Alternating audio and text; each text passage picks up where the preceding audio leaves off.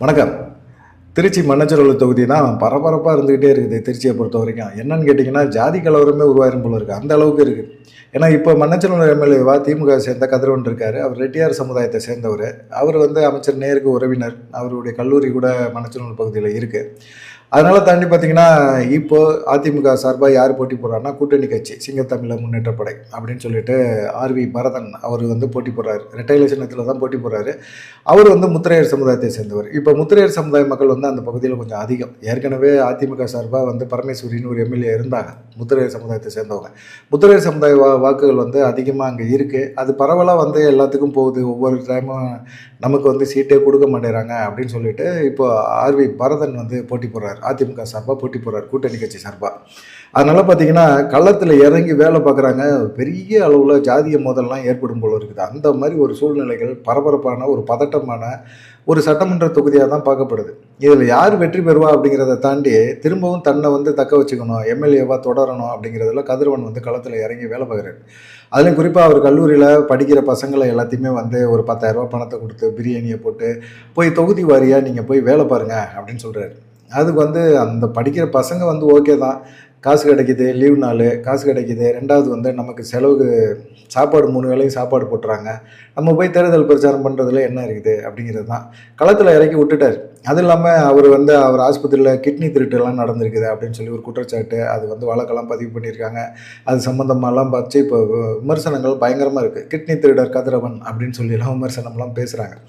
இதை தாண்டி அவர் என்ன செஞ்சுருக்காரு, திமுகவில் கடந்த முறை எலெக்ஷனில் ஜெயிக்க வச்ச ஒன்றிய செயலாளர் எல்லாத்துக்கும் கார் வாங்கி கொடுத்துருக்காரு.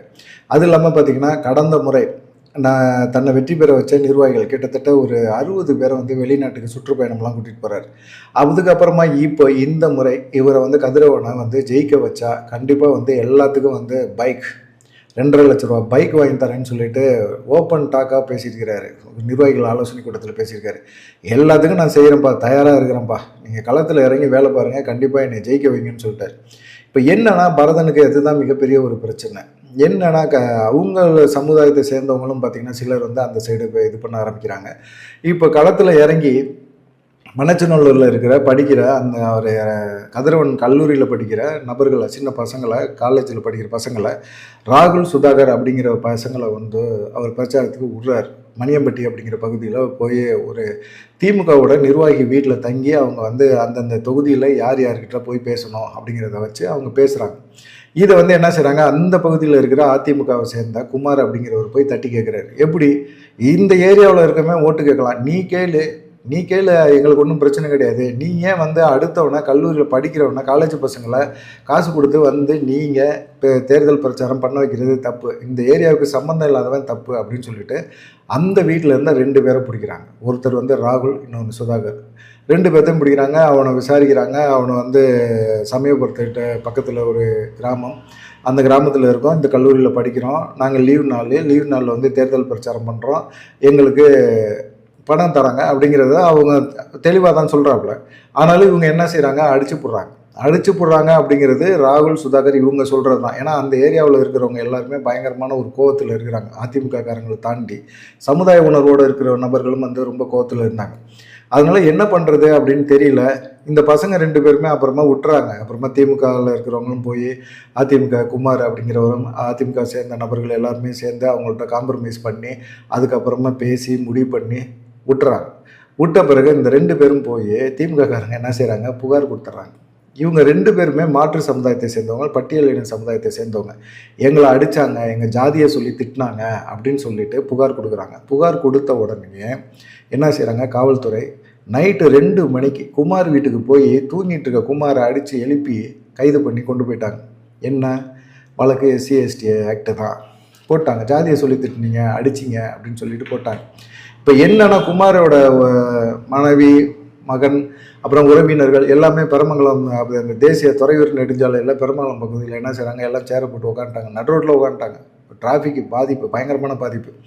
என்ன பண்ணுறதுன்னே தெரியல அவங்களுக்குமே. காவல்துறை வராங்க, பேசுனா கல்லூரி பசங்களை எதுக்குங்க நீங்கள் வாக்கு சேகரிக்க அனுப்புறீங்க அப்படின்னு கேட்டால் அது அவங்க இஷ்டம், அவங்க கட்சிக்காரங்க. நீங்களும் ஏதோ ஒரு கல்லூரியிலேருந்து ஒரு மாணவர்களை கூட்டி நீங்களும் பிரச்சாரம் பண்ணிக்கோங்க, அதை பற்றி எங்களுக்கு ஒன்றும் தேவையே கிடையாது ஆனால் நீங்கள் அடித்தது தப்பு, ஜாதியை சொல்லி திட்டினது தப்பு அப்படின்னு சொல்லி காவல்துறை சொல்கிறாங்க. வாக்குவாதங்கள் முத்தி போகுது. என்ன பண்ணுறதுன்னே தெரியல. விட முடியாது. எஸ்சி எஸ்டி ஆக்ட்னா என்ன பண்ண முடியும்? ஒன்றுமே செய்ய முடியாது அப்படிங்கிற ஒரு சூழ்நிலைக்கு வந்துட்டாங்க. அப்போ குமார் கைது செய்யப்பட்ட அதிமுக பிரமுகர் குமாரோட மனைவி லலிதாவும் சரி, அவர் மகன் ரித்தீஷும் சரி என்ன செய்கிறாங்க, சீமனியை ஊற்றிட்டு கொளுத்திக்க போயிட்டாங்க. நடுரோட்டில் கொளுத்திக்க போயிட்டாங்க. இது மிகப்பெரிய ஒரு அசம்பாவிதம் நிகழ மாதிரி சூழ்நிலை ஆகிப்போச்சு. என்ன பண்ணுறதுன்னு தெரியாமல் உடனே எல்லாமே அங்கே இருந்தவங்க தண்ணியை ஊற்றி எல்லாத்தையுமே சமாதானப்படுத்தி அனுப்பிச்சிருக்கிறாங்க. மண்ணச்சநல்லூர் பகுதியில் வந்து திமுக, அதிமுக அப்படிங்கிற ஒரு விஷயத்தை தாண்டி இப்போ ஜாதிய மோதல் மாதிரி போயிட்டுருக்குது இந்த சட்டமன்ற தொகுதி அப்படிங்கிறது. கதிரவனவை பொறுத்த வரைக்கும் நம்ம திரும்பவும் ஜெயிச்சே ஆகணும் அப்படிங்கிற ஒரு எண்ணத்தில் அவர் இருக்கிறாரு. ஜெயிச்சா அவர் மினிஸ்டர் அப்படிங்கிற மாதிரி அமைச்சர் நேரு சொல்லியிருப்பார் போல இருக்கு. இந்த சைடு பார்த்தீங்கன்னா ஆர்வி பையன் பரதன் நிற்கிறாப்புல. பரதன் வந்து தன்னை நம்பி அதிமுக ஓட்டை நம்பி, சமுதாய ஓட்டை நம்பி அவரும் நிற்கிறாரு. கண்டிப்பாக வந்து 2 பேர்த்துக்கும் மிகப்பெரிய ஒரு டஃப் இருக்குது.